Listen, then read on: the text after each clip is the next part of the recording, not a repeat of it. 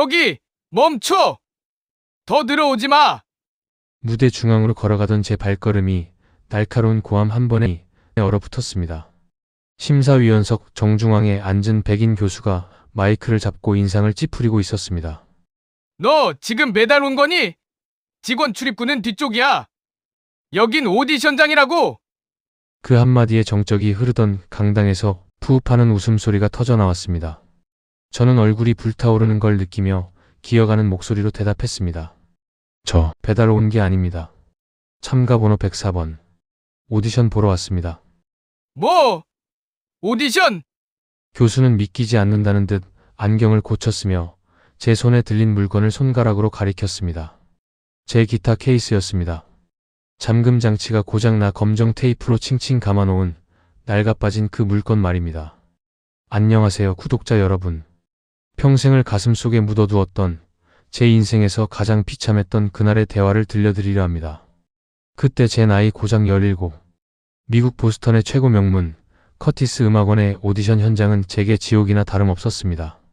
무대에 오르기 전 대기실에서의 기억부터가 끔찍했습니다. 제 옆자리에 앉아있던 첼로를 든 여학생이 자기 어머니에게 속삭이던 소리가 아직도 귀에 선합니다. 엄마 쟤 좀 봐. 여기서 신내 나는 것 같지 않아? 쉿, 쳐다보지 마라. 괜히 여기면 부정 탄다. 자리 옮기자. 그 모녀는 마치 전염병 환자를 피하듯 벌떡 일어나 저 멀리로 가버렸습니다. 반대편에 앉아있던 남학생은 제 기타 케이스를 툭 치며 비아냥거렸죠. 야, 그거 악기 케이스 맞냐? 무슨 시체 담는 가방인 줄 알았네. 테이프는 뭐냐?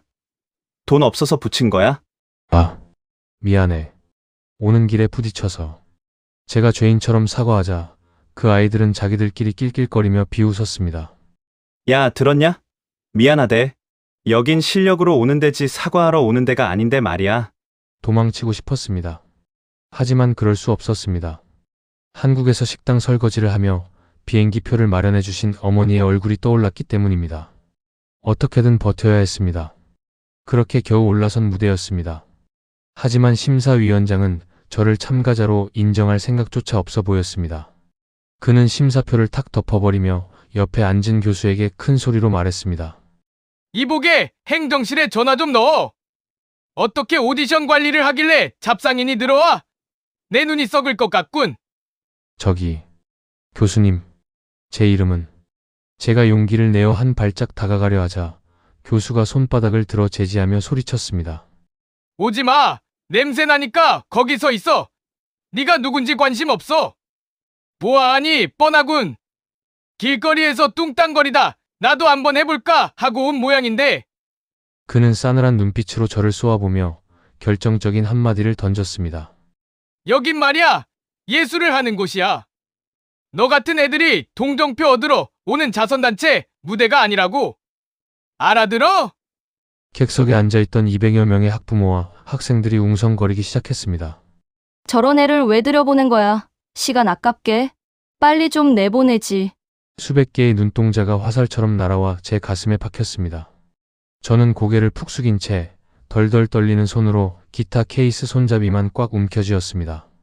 아무 말도 정말 아무 말도 할 수가 없었습니다. 그때는 몰랐습니다.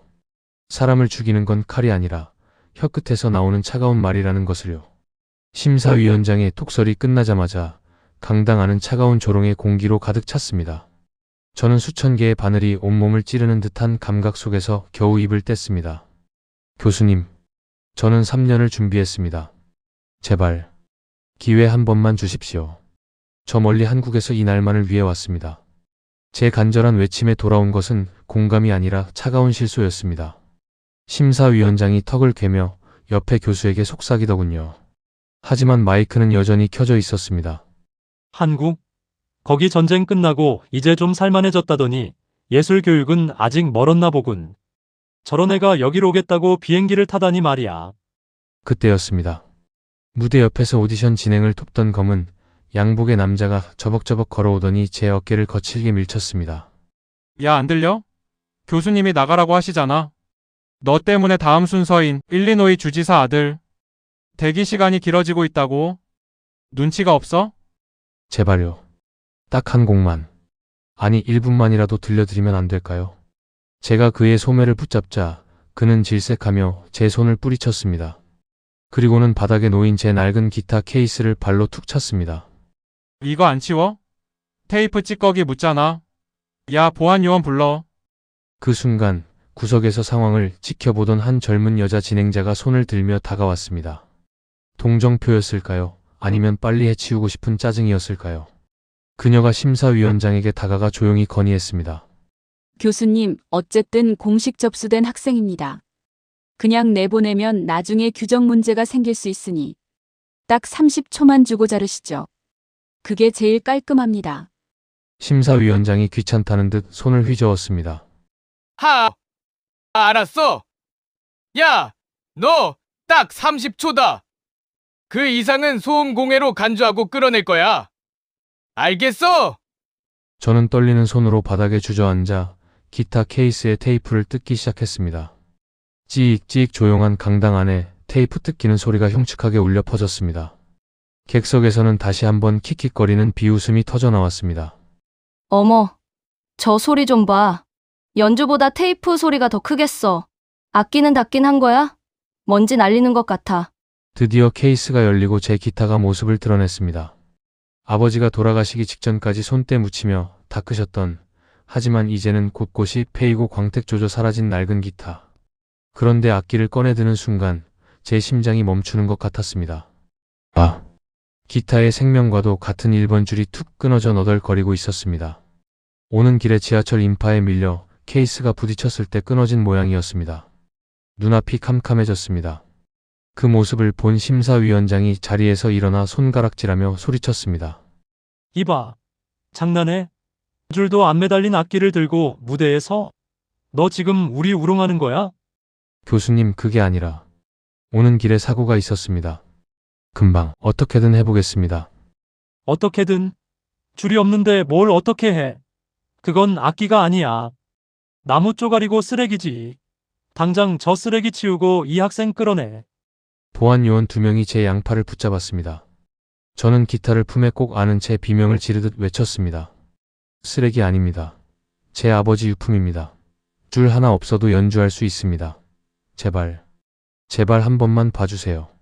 요원들이 저를 질질 끌고 무대 뒤로 가려던 그때 객석 뒤편에서 한 노신사가 낮은 목소리로 말했습니다. 30초 주기로 하지 않았나? 줄이 끊어졌든 아니든 저 소년의 30초는 이미 약속된 시간이야. 법대를 나온 주지사 아들이 뒤에서 기다리고 있다면 더더욱 규칙을 지켜야지. 안 그런가? 그는 이 학교의 명예이사였습니다. 심사위원장의 얼굴이 불그락푸르락 변하더니 요원들에게 수신호를 보냈습니다.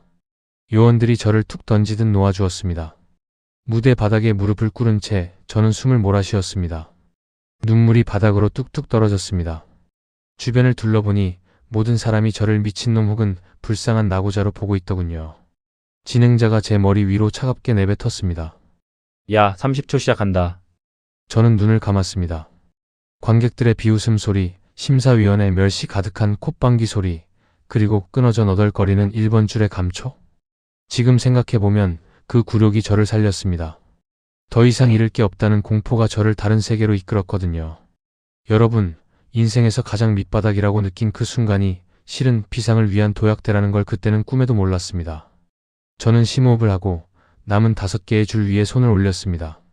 그리고 제 인생을 건 첫 음을 튕기기 위해 손가락에 힘을 주었습니다. 자, 30초 시작해. 시간 가고 있어. 진행자의 재촉 섞인 비웃음이 비수처럼 꽂혔습니다. 저는 바닥에 무릎을 꿇은 채 끊어져 너덜거리는 1번 줄을 물끄러미 바라보았습니다. 심사위원들은 이미 자기들끼리 서류를 정리하며 다음 참가자의 이름을 부를 준비를 하고 있었죠. 그때였습니다. 저는 도망치는 대신 오히려 눈을 더 깊게 감았습니다. 딩. 가장 굵고 낮은 6번 줄. 그 줄을 엄지로 묵직하게 뜯었습니다. 화려한 클래식 선율이 아니었습니다.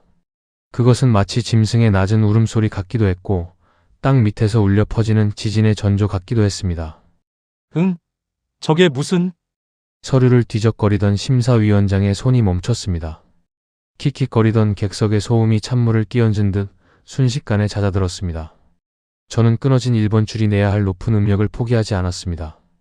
대신 남은 줄을 지판 끝까지 눌러 짜내는 주법을 선택했습니다. 손가락 끝이 줄의 마찰 때문에 타들어가는 것 같았지만 멈추지 않았습니다. 탁 타닥 탁. 왼손으로는 음을 짚고 오른손 바닥으로는 기타의 몸통을 거칠게 때렸습니다. 아버지가 공사판에서 망치질을 하던 그 일정한 리듬. 가난과 차별이 제 가슴을 두드려 패던 그 억울한 박자가 기타통을 울리며 거대한 타악기 소리로 변했습니다. 저게 뭐야? 클래식 주법이 아니잖아. 세상에, 줄이 하나 없는데 저런 화음이 가능해? 여기저기서 경악 섞인 속삭임이 들려왔지만 제 귀에는 아무것도 들리지 않았습니다. 오직 제 손끝에서 터져나오는 비명 같은 선율뿐이었죠. 저는 그 순간 착곡된 곡을 연주하는 인형이 아니었습니다. 저를 쓰레기라 불렀던 그들의 오만함에 대항하는 투사였습니다. 아버지가 말씀하셨지. 음악은 잘하는 게 아니라 끝까지 버티는 거라고. 마음속으로 아버지를 부르며 저는 마지막 5번 줄을 끊어질 듯 잡아당겼습니다. 한국의 아리랑 가락이 가장 처절하고도 강렬한 락 비트처럼 변주되어 강당 천장을 때렸습니다. 그때였습니다. 저를 끌어내려던 보안 요원들이 무대 옆에서 멍하니 멈춰 섰습니다. 진행을 맡았던 여직원은 들고 있던 체크리스트 판을 떨어뜨렸고 시계를 보며 짜증을 내던 후원자들은 입을 벌린 채 제 손가락 끝을 쫓고 있었습니다. 이미 30초는 훌쩍 지났습니다. 하지만 누구도 저를 멈추라고 말하지 못했습니다. 아니, 감히 그 압도적인 슬픔과 분노의 선율 앞에 끼어들 용기가 없었을 겁니다. 말도 안 돼. 저건 영혼을 깎아서 내는 소리잖아. 냉혈한 같았던 심사위원장의 입에서 처음으로 경탄의 탄식이 흘러나왔습니다. 그는 어느새 의자 끝에 엉덩이를 걸친 채 제 연주에 몸을 실어 미세하게 떨고 있었습니다. 연주가 중반을 넘어 절정으로 치달을 때 저는 결심했습니다. 그래, 당신들이 원하는 게 우아한 가짜라면 나는 내 비참한 진짜를 보여주겠다. 저는 끊어진 1번 줄의 끝부분을 손가락으로 직접 잡아당겨 지판에 대고 긁어내렸습니다. 끼익. 마치 심장을 긁어내리는 듯한 날카롭고 처절한 소리가 스피커를 찢어놓을 듯 울려 퍼졌습니다. 그것은 단순한 음악이 아니라 세상 모든 약자들의 울분이었고 저를 비웃던 이들을 향한 가장 화려한 폭수였습니다. 그때는 몰랐습니다. 제가 지금 내뱉는 이 소리들이 저들을 비웃음에서 경외감으로 그리고 나중에는 공포에 가까운 감동으로 몰아넣고 있다는 사실을요. 연주가 마지막을 향해 달려가고 있었습니다. 제 손끝에선 결국 피가 배어나와 기타 몸통에 붉은 점을 찍기 시작했습니다. 하지만 그 피조차 연주의 일부처럼 느껴졌습니다. 마지막 한 음을 강하게 튕기고 손을 뗐을 때 강당 안은 마치 진공 상태가 된 것처럼 고요했습니다. 거친 숨소리만이 정적을 깼습니다. 저는 고개를 들 힘조차 없어 기타를 안은 채 그대로 무대 바닥에 엎드렸습니다. 잠시 후 1초가 1년 갔던 그 침묵을 깨고 누군가가 자리에서 일어났습니다. 짝, 짝, 짝. 심사위원장이었습니다. 그는 눈시울이 붉어진 채 아무 말 없이 저를 향해 박수를 치기 시작했습니다. 이윽고 폭풍 같은 기립박수가 강당을 집어삼켰습니다. 저를 조롱하고 멸시하고 끌어내려 했던 수백 명의 사람들이 이제는 저를 향해 환호성을 지르고 있었습니다. 여러분 믿어지십니까? 쓰레기라고 버려질 뻔한 낡은 기타가 줄 한 줄 없는 결핍이 오히려 완벽한 조화보다 더 강력한 힘을 발휘할 수 있다는 사실을요. 저는 그날 인생에서 가장 찬란한 반전을 경험했습니다. 박수 소리가 잦아들 무렵 심사위원장이 쉰 목소리로 마이크를 잡았습니다. 학생, 고개 좀 들어봐요. 방금 그 연주, 대체 정체가 뭡니까? 저는 번진 눈물을 소매로 닦아내며 겨우 고개를 들었습니다. 심사위원장의 눈은 이미 붉게 충혈되어 있었습니다. 말해봐요. 그 곡 대체 누구의 곡입니까? 내가 평생 음악을 했지만 이런 화성과 이런 감정의 배열은 듣도 보도 못했어. 파가니니의 환생이라도 된 겁니까? 제 곡입니다. 제 대답에 장내가 다시 한번 술렁였습니다. 옆에 앉아있던 노교수가 안경을 벗으며 믿을 수 없다는 듯 끼어들었습니다. 본인의 곡이라고? 말도 안 돼. 이 곡의 구조는 현대 음악의 틀을 완전히 깨부수고 있어. 줄이 하나 없는 상태에서 그 화음을 메우기 위해 사용한 그 변칙 튜닝. 대체 어디서 배운 건가? 줄리아드? 아니면 영국의 왕립 음악원인가? 아니요. 저는 레슨을 받아본 적이 없습니다.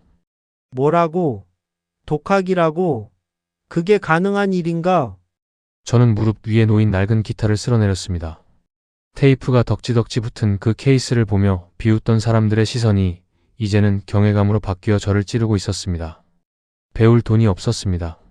아버지는 공사판에서 일하셨고 어머니는 식당 일을 하셨거든요. 저에게 음악은 배움이 아니라 생존이었습니다. 그때 저를 무대 밖으로 끌어내려 했던 보안 요원이 무대 옆에서 멍하니 저를 보고 있는 게 보였습니다. 저는 그를 똑바로 응시하며 말을 이어갔습니다. 아까 저분께서 이 기타를 쓰레기라고 하셨죠. 그리고 제 옷차림을 보고 거지 같다고 하셨고요. 심사위원장이 당황하며 손을 내저었습니다. 아, 그건 우리가 오해를. 아니요, 교수님. 틀린 말씀은 아닙니다. 제 환경은 쓰레기 더미 같았고 저는 실제로 가난하니까요. 하지만 제 아버지는 이 쓰레기 같은 기타를 사주시기 위해 3년을 꼬박 공사 현장에서 주무셨습니다. 손가락이 굽고 허리가 펴지지 않을 정도로 일을 하셔서 제 손에 이 기타를 들려주셨습니다. 제 목소리가 조금씩 떨리기 시작했습니다. 아버지가 사고로 돌아가시기 전 마지막으로 남기신 말씀이 있었습니다. 민준아, 세상 사람들이 내 기타 소리를 소음이라고 비웃거든. 너는 그 소음을 음악으로 바꿔버려라. 줄이 끊어지면 내 심장줄을 연결해서라도 연주해라. 그러면 세상이 네 앞에 무릎 꿇을 거다라고요. 강당 안은 숨소리조차 들리지 않을 만큼 조용해졌습니다. 아까 제 옷차림을 비웃던 학부모 한 분이 손수건으로 입을 막으며 흐느끼는 소리가 들렸습니다. 심사위원장이 천천히 자리에서 일어났습니다. 그는 심사 서류를 찢어 바닥에 던져버렸습니다. 심사? 이따위 종이에 적힌 점수로 자네를 평가하려 했던 내가 부끄럽군. 자네는 오늘 오디션을 보러 온 게 아니야. 우리에게 진짜 음악이 무엇인지 가르치러 온 거지. 그는 무대 아래로 직접 내려와 저에게 다가왔습니다. 그리고는 모두가 보는 앞에서 저에게 정중하게 허리를 숙였습니다. 사과하겠네. 자네의 환경을 비웃고 자네의 아버지가 남긴 소중한 유산을 쓰레기라고 부른 나의 무지를 용서해주게. 자네는 오늘 이 학교의 규정을 파괴했어. 30초? 아니, 자네에게는 30년의 시간이 주어져도 부족할 만큼의 가치가 있네. 그때 뒤에서 대기하던 주지사 아들이라는 남학생이 창백해진 얼굴로 무대 뒤편으로 사라지는 것이 보였습니다. 다시 마이크를 잡고 선언했습니다. 오늘 오디션은 여기서 중단합니다. 이미 최고의 천재를 만났는데 다른 연주를 듣는 것이 무슨 의미가 있겠습니까? 하지만 교수님, 아직 순서가 많이 남았네. 진행자가 당황해서 묻자 교수님이 단호하게 말을 잘랐습니다. 남은 아이들은 테크닉을 뽐내러 왔겠지. 하지만 이 소녀는 인생을 쏟아부었어. 우리는 테크닉이 아니라 영혼을 찾고 있었던 거 아닌가? 이 학생 지금 당장 내 개인 연구실로 데려가게. 총장님께는 내가 직접 보고하겠어. 전액 장학금은 물론이고 이 아이의 손가락이 더 이상 피 흘리지 않도록 최고의 지원을 약속하겠네. 저는 그 자리에 멍하니 서 있었습니다. 승리했다는 기쁨보다 아버지가 옆에서 제 어깨를 토닥여 주시는 것 같은 따뜻함이 먼저 느껴졌습니다. 여러분, 지금 당장 눈앞의 조롱과 가난이 괴로우신가요? 남들이 여러분의 꿈을 쓰레기라고 부르나요? 그때는 몰랐습니다. 그 모욕의 시간이 실은 제 인생의 가장 찬란한 금메달을 닦는 과정이었다는 것을요. 제가 증명하지 않았습니까? 가장 낡은 악기에서 가장 아름다운 소리가 난다는 사실을 말입니다. 저는 고개를 숙여 마지막 인사를 건넸습니다. 감사합니다. 하지만 한 가지만 약속해 주십시오. 앞으로는 어떤 학생이 와도 그 아이의 옷차림이나 악기 케이스를 보고 먼저 판단하지 않겠다고요. 그 케이스 안에는 누군가의 인생이 담겨 있을지도 모르니까요. 심사위원장은 제 손을 꽉 잡으며 대답했습니다. 명심하겠네. 자네가 오늘 우리 학교의 교훈을 새로 썼어. 무대 조명이 서서히 낮아지고 오직 저와 심사위원장만이 마주선 채 정적이 흐릅니다. 저는 품에 안은 기타를 더욱 꽉 끌어안았습니다. 이 낡은 나무통에서 나는 아버지의 땀 냄새가 비로소 제 코끝을 스치는 것 같았습니다. 심사위원장은 한참 동안 제 손을 놓지 않았습니다. 그의 눈은 마치 보물을 발견한 탐험가처럼 빛나고 있었죠. 그가 조심스럽게 입을 뗐습니다. 민준군, 아까 했던 말, 아버지가 남기신 악보와 기억뿐이라고 했지? 그 악보 혹시 지금 볼 수 있을까? 대체 어떤 가르침이 자네를 이 경지에 이르게 했는지 알고 싶네.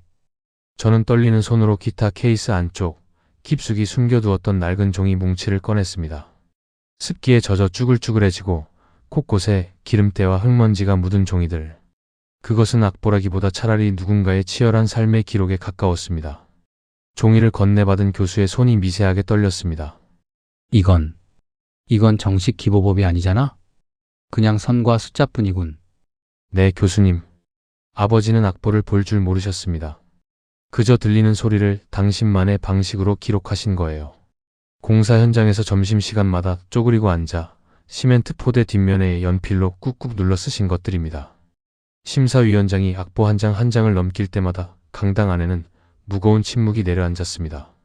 악보 하단에는 서툰 글씨로 이런 문구들이 적혀 있었습니다. 막노동 한 달째, 아들 기타 줄 살 돈 모음. 오늘 밤엔 이 멜로디를 들려줘야지. 손가락이 굳어 소리가 잘 안 나네.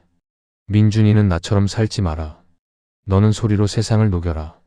교수는 그 투박한 글씨들을 한참이나 응시하더니 결국 안경을 벗고 두 손으로 얼굴을 감싸 쥐었습니다. 어깨가 가늘게 떨리더군요.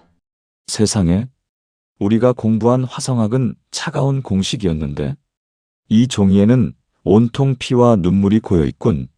민준군, 자네 아버지는 음악가가 아니라고 했나? 아니, 이분이야말로 진정한 거장이셨소.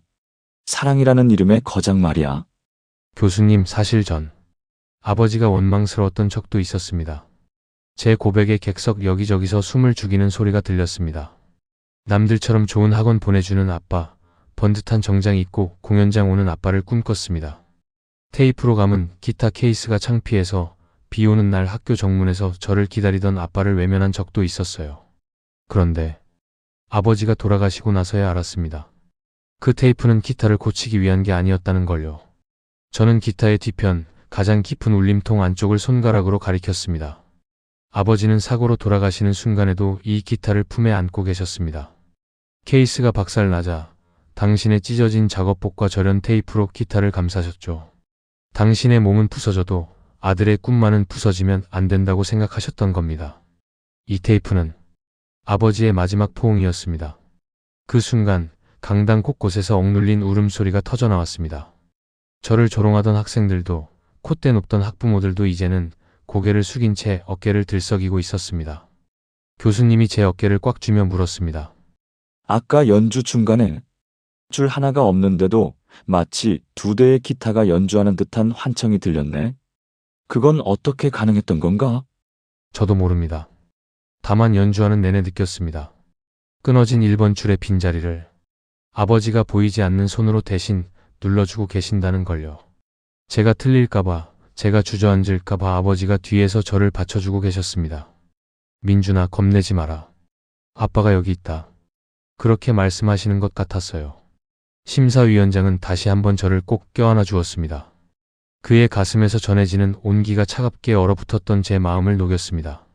오늘 이 자리에 모인 모두는 똑똑히 기억해야 합니다. 우리가 예술이라고 부르는 것들이 때로는 얼마나 오만한지를 말입니다. 우리는 악기의 가격을 물었고 옷의 브랜드를 따졌습니다. 하지만 이 소녀는 우리에게 진심의 무게를 물었습니다. 그리고 우리는 모두 그 질문 앞에 패배했습니다. 교수는 무대 위로 학교 관계자들을 불렀습니다. 지금 당장 이 학생의 특별 입학 허가서를 작성하세요. 그리고 이 학생의 아버지가 남기신 이 포대 악보들을 우리 학교 박물관 정중앙에 전시할 겁니다. 전 세계 천재들이 이 학교에 올 때마다 음악은 머리가 아니라 심장으로 하는 것임을 이 악보를 보며 배우게 할 겁니다. 저는 눈물이 앞을 가려 시야가 흐릿해진 채로 무대 천장을 바라보았습니다. 강렬한 조명 사이로 안전모를 쓰고 땀을 닦으며 환하게 웃고 있는 아버지의 환영이 보이는 것 같았습니다. 아버지, 보고 계세요? 사람들이 더 이상 제 기타를 쓰레기라고 부르지 않아요. 아버지의 사랑이 드디어 세상에 울려 퍼졌어요. 여러분, 그때 제가 느꼈던 그 뜨거운 감정을 어떻게 다 설명할 수 있을까요? 그것은 단순한 성공의 기쁨이 아니었습니다. 세상 모든 무시와 멸시를 견뎌낸 한 인간의 존엄성이 비로소 인정받는 순간의 환희였습니다. 민준군, 마지막으로 하고 싶은 말이 있나? 심사위원장의 물음에 저는 마이크를 잡고 객석에 앉아있는, 그리고 이 영상을 보고 계실 수많은 민준이들에게 말했습니다. 여러분, 인생이라는 악보에 쉼표만 가득하다고 포기하지 마세요. 줄 하나가 끊어졌다고 연주를 멈추지 마세요. 그 빈자리는 반드시 누군가의 사랑이나 여러분의 굳은 살이 채워줄 겁니다. 가장 초라한 곳에서 가장 위대한 기적이 시작됩니다. 제가 바로 그 증거입니다. 연주가 끝난 지 한참이 지났지만 그날의 박수 소리는 여전히 제 귓가에 쟁쟁합니다. 그것은 저를 향한 박수가 아니라 자식을 위해 자신을 기꺼이 테이프처럼 소모했던 이 세상 모든 부모님을 향한 헌사였습니다. 지금 생각해보면 그 낡은 기타 케이스에 감겨있던 건 테이프가 아니라 저를 향한 아버지의 끊어지지 않는 약속이었습니다. 여러분의 인생에도 그런 약취되지 않는 약속이 하나쯤은 있지 않으신가요? 그날의 오디션이 끝나고 제 삶은 마치 마법처럼 변했습니다. 하지만 제가 여러분께 전하고 싶은 진짜 이야기는 성공한 음악가로서의 화려한 일상이 아닙니다. 그 무대를 내려온 직후 제 마음속에서 일어난 조용한 기적에 대한 이야기입니다. 오디션장이었던 강당을 빠져나오는데 아까 저를 향해 냄새난다며 자리를 피했던 그 모녀와 마주쳤습니다. 그 아이의 어머니는 제 앞에 서서 한참을 머뭇거리더니 조심스럽게 제 손을 맞잡았습니다. 학생, 악기는 정말 미안했어요. 내가 어른으로서 정말 부끄러운 짓을 했네요. 학생의 연주를 듣는 내내 우리 아버지가 생각나서 얼마나 울었는지 몰라요. 내 딸에게도 큰 가르침이 됐을 겁니다. 정말 고마워요. 그분의 눈은 진심으로 젖어 있었습니다. 저는 깨달았습니다. 진심이 담긴 음악은 사람을 무한하게 만드는 폭수가 아니라 다쳤던 마음을 열고 서로를 용서하게 만드는 치유의 도구라는 것을요. 조롱하던 이들을 증오로 되갚아주는 것이 아니라 그들의 영혼을 울려 스스로를 돌아보게 만드는 것. 그것이 아버지가 제게 가르쳐주신 진짜 이기는 법이었습니다. 회의실에서 긴 논의 끝에 결정된 소식은 더욱 놀라웠습니다. 학교 측은 저에게 단순히 전액 장학금을 주는 것에 그치지 않고 제 낡은 기타를 위한 특별한 전시 케이스를 제작해주겠다고 제안했습니다. 민준군, 이 기타는 수만 달러짜리 명기보다 더 가치 있는 교과서입니다. 우리 학교 로비에 이 기타를 전시해도 되겠습니까? 학생들이 등교할 때마다 이 낡은 몸통과 끊어진 줄을 보며 자신들이 왜 음악을 하는지 잊지 않도록 말입니다. 저는 미소 지으며 대답했습니다. 교수님, 전시하는 건 좋지만 한 가지 조건이 있습니다. 언제든 제가 이 기타를 꺼내 연주할 수 있게 해주세요. 이 기타는 박제된 유물이 아니라 제 아버지의 심장처럼 계속 뛰어야 하니까요. 그 후 저는 세계적인 무대에서 수많은 연주를 했습니다. 수억 원을 호가하는 명기를 선물 받기도 했고 전 세계의 네로라 하는 거장들과 협연하기도 했죠. 하지만 저는 여전히 중요한 공연의 마지막 곡만큼은 테이프 자국이 선명한 그 낡은 기타를 들고 무대에 오릅니다. 사람들은 묻습니다. 이제 성공했는데 왜 그런 고물을 고집하느냐고요. 그럼 저는 이렇게 대답합니다. 이 기타의 끊어진 줄 사이로 흘러나오는 소리가 저를 가장 겸손하게 만들기 때문입니다. 내가 어디서 왔는지, 누가 나를 위해 희생했는지를 잊지 않게 해주거든요. 구독자 여러분, 오늘 제 이야기가 어떻게 들리셨나요? 단순히 운 좋은 한 소년의 성공담으로만 느껴지셨을까요? 사실 우리 모두는 각자의 낡은 기타를 하나씩 품고 살아갑니다. 어떤 분에게는 그것이 남들에게 말 못할 가난일 수도 있고 어떤 분에게는 지독한 외로움이나 실패의 상처일 수도 있습니다. 때로는 여러분의 인생이라는 기타 줄이 툭 하고 끊어져 버리는 날도 있을 겁니다. 이제 내 연주는 끝났어. 줄이 끊어졌는데 무슨 음악을 하겠어. 그렇게 자책하며 악기 케이스를 닫아버리고 싶은 순간이 오겠지요. 하지만 여러분 기억하십시오. 줄 하나가 없어도 음악은 멈추지 않습니다. 오히려 그 빈 공간을 메우기 위해 더 치열하게 손가락을 움직일 때 세상에 없던 새로운 선율이 탄생하는 법입니다. 여러분을 조롱하는 세상의 시선에 기죽지 마세요. 당신이 뭘 할 수 있겠어? 라고 묻는 이들에게 말 대신 여러분의 삶으로 증명해 보이세요. 아버지가 저에게 남기신 말씀처럼 인생은 잘하는 게 중요한 게 아닙니다. 끝까지 버티며 나만의 소리를 내는 것, 그것이 가장 위대한 예술입니다. 지금 이 순간에도 삶의 무게가 너무 무거워 주저앉고 싶은 분들이 계신다면 잠시 눈을 감고 제 기타 소리를 떠올려 보세요. 테이프로 칭칭 감긴 채 비웃음을 샀던 그 기타가 어떻게 최고의 찬사를 이끌어냈는지를요. 여러분의 인생도 충분히 아름다운 연주가 될 수 있습니다. 아직 마지막 곡은 끝나지 않았습니다. 여러분의 굳은 살은 흉터가 아니라 훈장입니다. 긴 이야기 끝까지 들어주셔서 감사합니다. 오늘 제 이야기가 여러분의 얼어붙은 마음에 작은 불꽃이 되었다면 그것으로 저는 충분히 행복합니다. 여러분의 소중한 인생 이야기도 댓글로 들려주세요. 남들이 무시했던 여러분만의 낡은 기타는 무엇이었나요? 그 시련을 어떻게 견뎌내셨나요? 여러분의 경험담이 또 다른 누군가에게는 다시 일어설 용기가 될 것입니다. 오늘의 영상이 좋으셨다면 구독과 좋아요, 그리고 알림 설정 부탁드립니다. 여러분의 응원이 저에게는 끊어지지 않는 기타 줄과 같습니다. 다음에도 가슴 따뜻하고 용기를 주는 이야기로 찾아뵙겠습니다. 오늘 하루도 고생 많으셨습니다. 당신은 존재만으로도 이미 충분히 아름다운 음악입니다. 감사합니다.